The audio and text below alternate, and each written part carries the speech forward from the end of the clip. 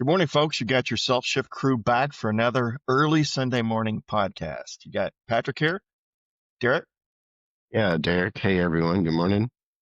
and of course, Doug. I'm Doug. And we have got a very interesting subject for today. Quite a topic. Become the person you want to spend the rest of your life with. Kind of based in the concept of future self development. So I'll kick it off because this has been a very interesting topic for me for many years. A couple of years ago, I read a book called Become Your Future Self Now by Dr. Benjamin Hardy, which he's a psychologist, and in which he basically says, if you align your future self with what you want to be and start moving towards that, that is an ideal way to really drive self-help and self-discovery, right? And I overlay that with some of the coursework I did with positive psychology with Dr. Martin Seligman, and his theory, not theory, his psychological position is that the human psyche is actually geared towards the future, and it uses memory and other types of things to prepare us for the future. So there is a lot of science behind the fact that if you visualize and you intentionally think of what you want to be from a future self perspective and align your goals and values with that, that is a good way to achieve your goals in life. So with that being said, and I don't have a really good quote this morning for some unknown reason. Patrick, What's I that? have a quote. Go. I have a quote. So, great minds must think alike here. Benjamin Hardy quote, that you just referenced from the book you just mentioned he wrote. Your current self is the product of your past decisions. Your future self will be the product of your present decisions.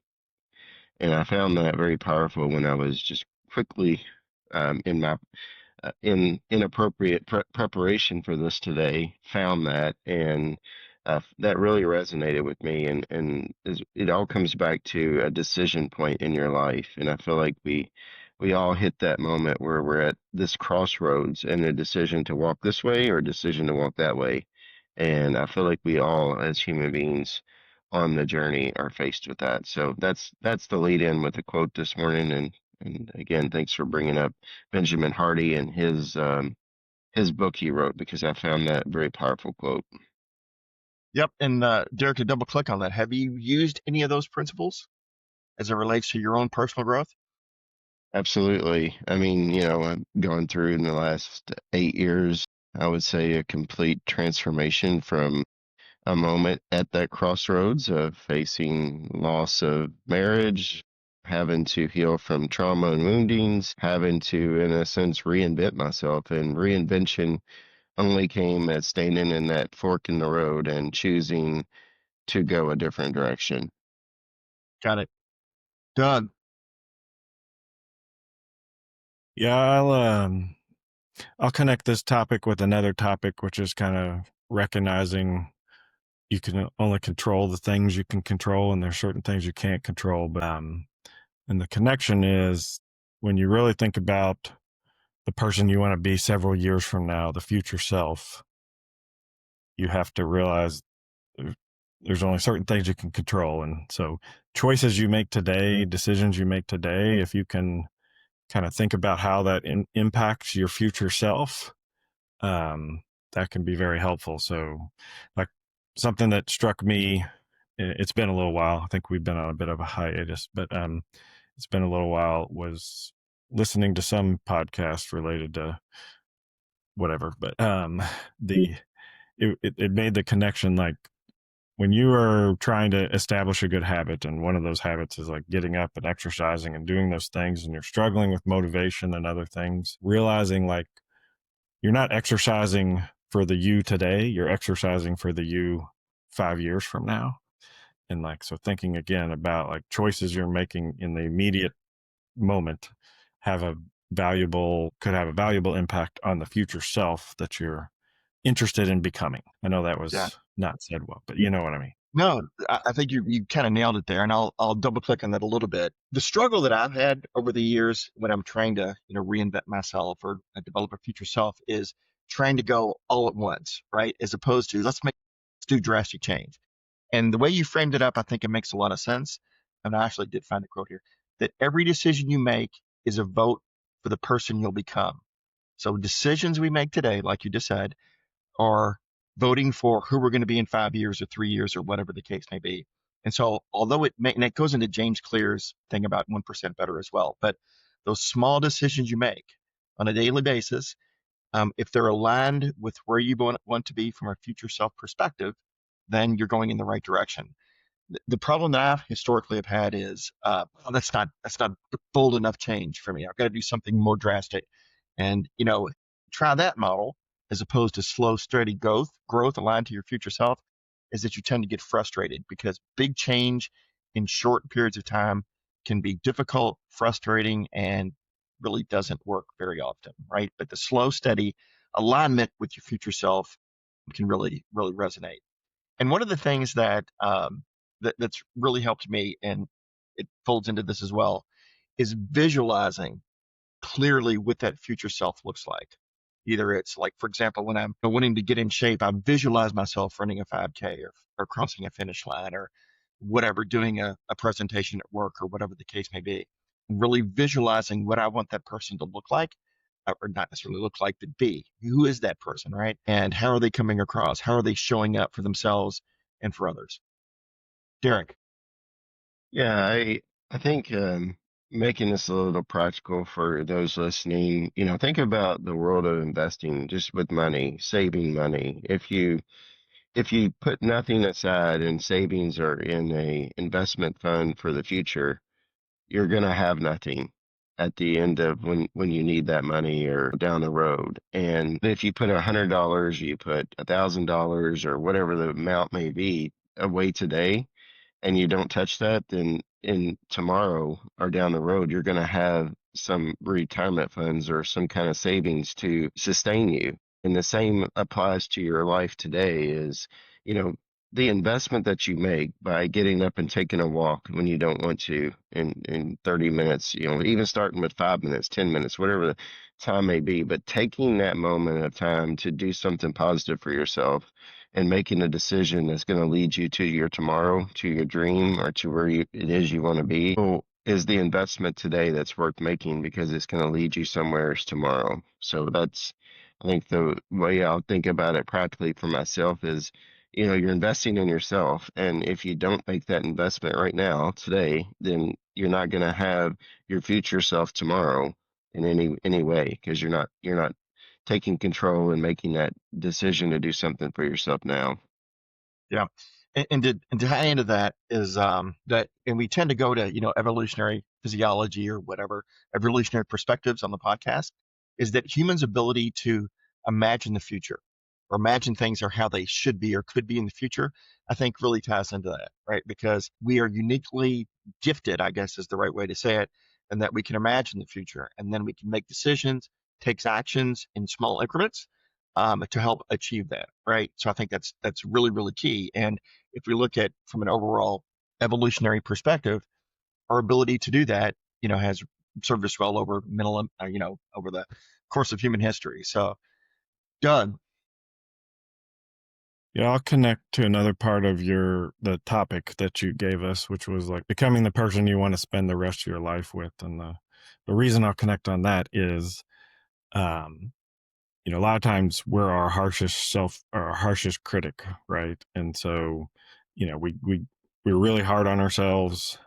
We don't feel like we're doing everything we should be doing, or we're not treating people in our lives the right way, or developing relationships or other things like that. And those relationships will come and go. So like you might have friends now that you won't have. You're not friends with people you used to be friends with. And again, like the constant there is going to be you. So like learning how to have self-compassion for yourself and recognize that you are improving and you are making incremental gains, and using something like future self to help you envision like the person you want to be, and identifying ways you can do things to move towards being that person is a good form of self-compassion. A lot of times, fear, uncertainty, other things can creep in, and you can start to worry about how things could turn out in certain situations, but a lot of times you're putting all the burden on yourself and all the weight on yourself. And so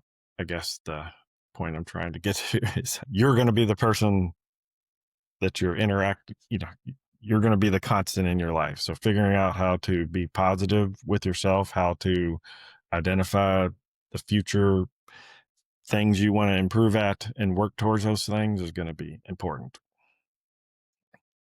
Yeah, and I think to kind of riff on what you were saying there, I don't know if you guys have ever had this as part of your journey, but there have been times in my life when I've looked in the mirror and I'm like, I'm not totally happy with what I'm seeing, right? This is not the person that I want to be in the future.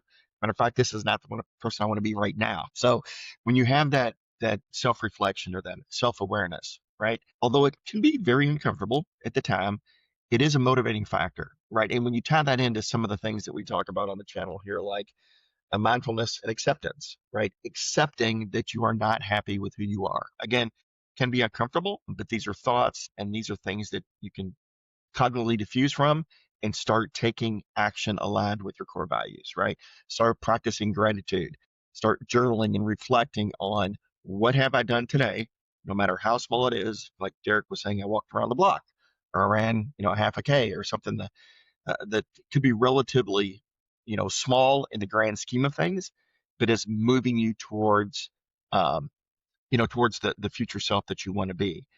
And what I found is, again, going back to the visualization, the intention setting, regardless of how I'm feeling about myself in the moment, imagining myself in the future is a motivator for me. It's actually a way to I don't know what the right term is, but put in perspective what is currently happening. You may not be happy with your weight or something else in your life or whatever, but as long as you're accepting where you are and visualizing the future and taking committed action towards that, the walking, the lifting weights or studying or reading a book, or to your point, Doug, being a better human with yourself, exercising some self-compassion, realizing that the way that you're potentially dealing with others is not how you want to be, or not how you want to present to others, or be thought of, is something you really gotta get your head around. So Have you Derek. ever have you ever reached a point, either one of you, that you realize I'm actually reaching a milestone in terms of something I had planned for my future self, and you were able to kind of thank your past self and say, thank you for making that choice and taking that step because it got me to this moment. Yeah, I can resonate with that, Doug, and in the time of going through something very difficult or hard in your life, such as ending a marriage or confronting your a traumatic experience head on. It's painful. It's gut wrenching. You're in darkness. You feel like there's no hope. But then as you start again making strides in a little way to go forward in a positive light and direction, you arrive in that space where you get beyond it, and then you look back and say, you know what? I'm actually grateful for that darkness because it propelled me to look at myself and to reflect and to investigate and to explore and to discover a new way forward in my life, that where I wanted to go. So I think that in what you're saying is it's the gratitude for the moment of the pain and the suffering that's going to take you into action to go forward to find something that you want better for your life that aligns to your future self. So Doug, that's a really, really interesting question, and I don't know that I've ever thought about it exactly the way you framed it up. So have I ever thanked myself for something that, or thanked my past self for something that I did that helped me get to the future self? I don't know that I have. I think I have been, to Derek's point, grateful that I took an action and that I did something or whatever. I don't know that I've ever felt good that I did that. I don't know that I've ever thanked myself, which I think is a really, really good concept, because it goes back to what you say all the time about self-compassion and be kind to yourself and that type of thing. And we all tend to, judge ourselves very harshly. But I think I'm going to bake that into my model going forward. Go back, thank myself for taking that extra walk around the block, or not pulling into McDonald's for a Big Mac or whatever the case may be. So I think that's a really, really good thing. I don't know about you all, but sometimes I think about mortality, right? I think about we're not going to live forever. and I look around, and my dad's 83, still kicking and actually doing really well at 83, as far as plays pickleball, plays golf, gets out, is busy and all those kind of things. And like, it's a stark reminder to myself that, like, I think the reason he's able to do that is because he was a jogger for a lot of his life. He there was a while there where he was like, he had a weight in his home and he was lifting in his home on a daily basis. And it's like, again, I use that to sort of remind myself that, like, I better start figuring some of these things out, because if I want to be here when I'm 83, and I want to, hopefully, be spending meaningful time with family and friends and those kind of things. And in order to do that, I have to start making choices now to see that future self in that way. There's one other comment I was going to make: frailty in the elderly. Like, there's a lot of studies and other things going on now that are really showing, like, you have to do things now to avoid being incredibly frail in the future. And a number one thing is like strength training. And I've never been a weightlifter. And so, again, the funny thing is I'm 50, right? And I'm talking about 80. That's 30 years from now. Like, I got to make choices now if I want to have the quality of life that I want to have in the future. Sorry, go ahead. I think it's exactly right, Doug, and sounds like it's time to get yoga-fied a little bit, maybe get some mind, body, spirit, physical connection to, where it is you want to go. And I know that, that's exactly right. Like, you look out, like, what's the investment you need to make in yourself today that's going to give you life tomorrow? And I think that's, very powerful what you said about making that choice to even do something different. Maybe you've never done strength training or weight training, and you see that as something right now in this moment you need to do for 30 years from now. That's going to give you the connection and having that example too. I think the powerful thing in that is you can look around those in your ecosystem that you love and that supported you and see their actions and what they're doing that's leading them to somewhere positive, and you can use that as a mirror and as an example of something you need to do. So I think that's very powerful. And, taking this topic a little bit further, you have to watch who it is that you use as your model and get support with in your life that's going to lead you somewhere positive. And I think so many people subject themselves to negative things or a negative model of behavior or a negative person constantly, and that drags you down even further. So that comes back to that decision of having to surround yourself with people that you value and is living life to the fullest, or taking a positive approach to their life and doing something healthy for themselves. And that leads them to their tomorrow. So you want to model that. So it comes back to what is it you want to model in your life, and who is it that you need to distance yourself from because it's not the path you want to be going. Yeah, and to put a really strong point on what Doug was saying there. One of the things that Hardy says is your self should be the guiding star of today's decisions, right? And identity precedes behavior. And so when I think about what you just described with your father there, Doug, is that identifying as a healthy person, as an exerciser, as a jogger, as a weightlifter enables that behavior to come into play, right? If you don't think of yourself, like, for example, I'm going to run a little bit later today. Don't think of myself as, yeah, I'm going to run today. Think of myself, I am a runner, or I am a jogger, or I am a whatever the case may be. I'm a reader. I'm an author. Has any of that impacted? I mean, when you think about this, does that resonate with you guys? Yeah, big time. And, something you often bring up is aligning with your values, right? So part of your identity is, what are your values? So family is a big part of my values. I want to spend time with my family. I want to be around to spend time with my family. And, a contributing thing to that is the um, fitness and health that contributes to those things. So that becomes another value. And yeah, that totally resonates. I think sometimes forcing myself to think about it in that way, like, what kind of person am I and what kind of person do I want to be? I think it's harder to do, but if you can do it, I think that is even more of a positive reinforcement and enabler. What about you, Derek? Yeah, I don't know if y'all heard that, but I was hearing some music playing or something in the background, so I was a little bit distracted by that. But everything you said, Doug, I agree with. Uh, yeah, so no, I understand what you're saying and completely aligned to that, and there's a lot of power in what you just said there. So All right, let's close this out with a specific question. All right, we're going to start with you, Derek. If your future self were sitting across from you, what would they thank you for starting today? that's a very powerful question there.